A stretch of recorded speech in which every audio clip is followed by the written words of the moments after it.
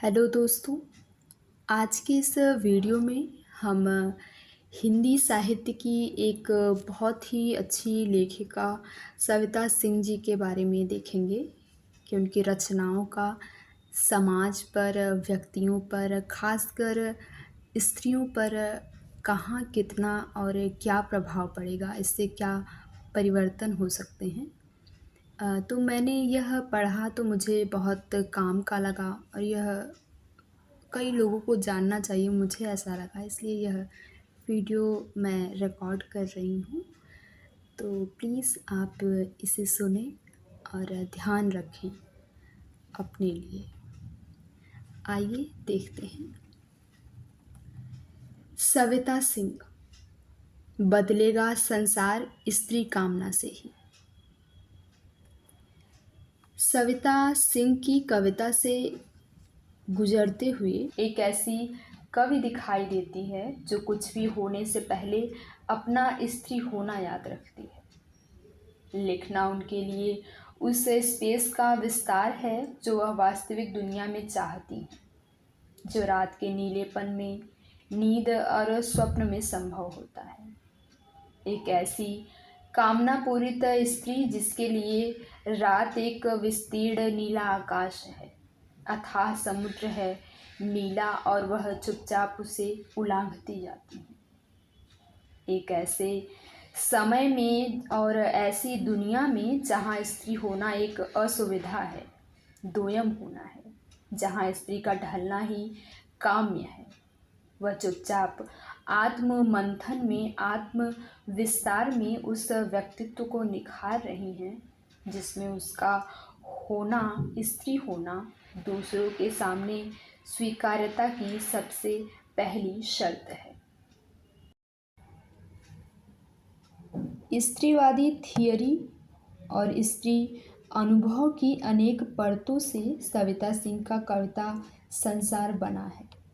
उनकी कविता में स्त्री एक प्रबुद्ध और संवेदनशील स्त्री है जो अपनी व्यक्तिगत सच्चाइयों और सामाजिक सच्चाइयों के रिश्तों की पड़ताल करती है। तीनों संग्रह सामने रखें तो उनकी यात्रा मनुष्यत्व से व्यक्तित्व की यात्रा दिखाई देती है, जिसमें वे लगातार खुद को पिछली सदियों की औरत से अलग भी करती हैं और बार बार उसकी ओर पलट कर देखने के साथ चारों दिशाओं में, भूतल, आकाश और स्पेस में खुद को फैला देना चाहती हैं। यहाँ ऐसी स्त्री है जिसकी कामनाएं उसे सहज मानुषी बनाती हैं और आत्मबोध या सजगता उसके पैरों तले की ज़मीन है। नीली रातों और स्वप्न की राह से गुजरती हुई ये कामनाएं स्त्री जीवन की तुच्छताओं से निजात पाते हुए उदात्त हो जाना चाहती हैं।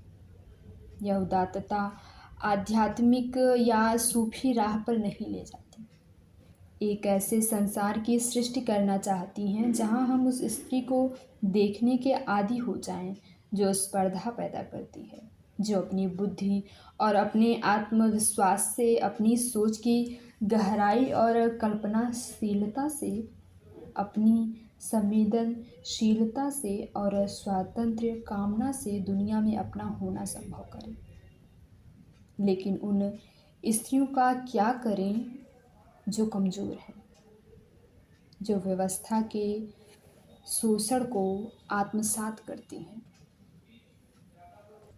या कर चुकी हैं, जिनके पास जाकर सामाजिक सच्चाइयाँ इतनी परतदार हो जाती हैं कि अस्मिता विमर्शों से अपरिचय राह आसान करता है। उन तक पहुँचने के लिए कवयित्री सहानुभूति की राह पकड़ती है, राह जिस पर चलकर अपने अभिकर्तृत्व को पाया जाता है। एक पितृसत्तात्मक समाज में इसके खतरे समझना मुश्किल नहीं है। सविता सिंह की कविता अपने अभिकर्तृत्व को पा जाने का उद्घोष करती है। मैं किसकी औरत हूँ, स्त्रीवाद का खाद पानी है। अपने पहले संग्रह उसके जैसा जीवन में सविता जी स्त्री की गुलामी की पड़ताल करती हैं।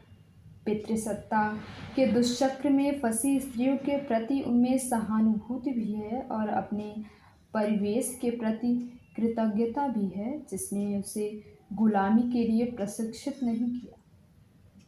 स्वयं वह मुक्त स्त्री है और उसकी मुक्ति उसे विशिष्ट होने के एहसास से भरती है। वह गर्व से कहती हैं, मैं किसी की औरत नहीं हूँ, अपना खाती हूँ, जब जी चाहता है तब खाती हूँ, मैं किसी की मार नहीं सहती, मेरा कोई परमेश्वर नहीं। और खुद को अलगा लेती हैं दूर तक चली आई उस परंपरा से जिसमें स्त्री की आत्मा को नष्ट कर उसे महज देह में बदल दिया। जोड़ लेती हैं स्त्री मुक्ति संघर्ष की परंपरा से। उसके अंदर बेचैनी है कि उसे देह नहीं, एक व्यक्ति के तौर पर स्वीकारा जाए, उसकी कविता को माना जाए ऐलान, अपनी बुद्धि के चलते उसे दिया जाए सभ्यता के निर्माण में यथोचित स्थान। स्त्री की आधुनिक स्त्री कविता में सविता सिंह पहली बार स्त्री की गुलामी में उसके प्रेम के प्रशिक्षण की सीधे सीधे निशानदेही करती हैं, प्रेम को कटघरे में खड़ा करती हैं। कहती हैं, यही तो वह आखेट है जिसमें मेरी हार हुई थी। प्रेम के भीतर कितनी मृत्यु, कितना दुख बेआवाज उपस्थित रहता है।